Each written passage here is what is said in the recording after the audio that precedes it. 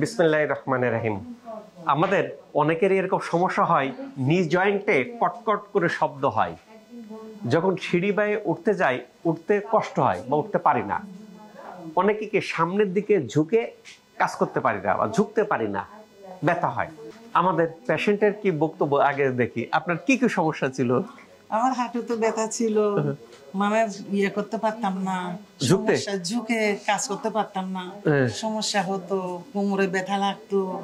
এখন সমস্যা, আজকে 15 দিন ট্রিটমেন্ট নিতেছি, মানে অনেক ভালো লাগতেছে। এখন কি ঝুঁকা যায়? হ্যাঁ, ঝুঁকা কই যায়। সামনে দিকে ঝুঁক। আচ্ছা, ঝুঁকে আজকে কাজ করতে পারতেছি। আর এই সমস্যা কতদিন যাবত ছিল? এসে 5-6 বছর হবে। 5 বছর। হ্যাঁ। তা আকুপাঞ্চার তো অনেকে ভয় পায়, তা আপনি আসলেন কি করে? আমি আমার হাজবেন্ড নিয়ে আসলাম, আমি ভয় পাই না, খুব ভয় ভালো পান না? চিকিৎসা। কয়দিন ট্রিটমেন্ট নিছেন? আজকে 15 দিন ও, ভয় পেলে তো প্রথম দিন দিয়েই চলে যাইতেন। চলে যেত।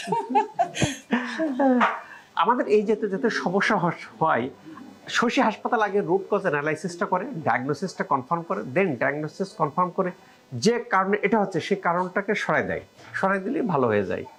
যে এখন কেমন লাগতেছে আপনার? আমার সম্পূর্ণ ভালো লাগতেছে আমার। ভালো লাগতেছে? হ্যাঁ, ঘুমও আসতেছে আগে থেকে। আর হাঁটুতে নি জয়েন্টের যে সমস্যা? না, ওটা সমস্যা লাগে না, খুব এই ভালো লাগে। এই যে তো যাদের হাড় ক্ষয় হয়ে যাওয়া, রগের উপর চাপ দেওয়া, জেলি বেরিয়ে যাওয়া, সামনের দিকে ঝুঁকতে পারি না, হাত পা ঝিমঝিম করা, এগুলো হয়। এগুলো সুন্দর আকুপাঞ্চার সহ একটা কম্বিনেশন ট্রিটমেন্টের মাধ্যমে ভালো হওয়া যায়। আল্লাহ তাআলা আমাদের সবাইকে ভালো রাখুক, এই প্রত্যাশায় আমি doctor S M Shahidul Islam.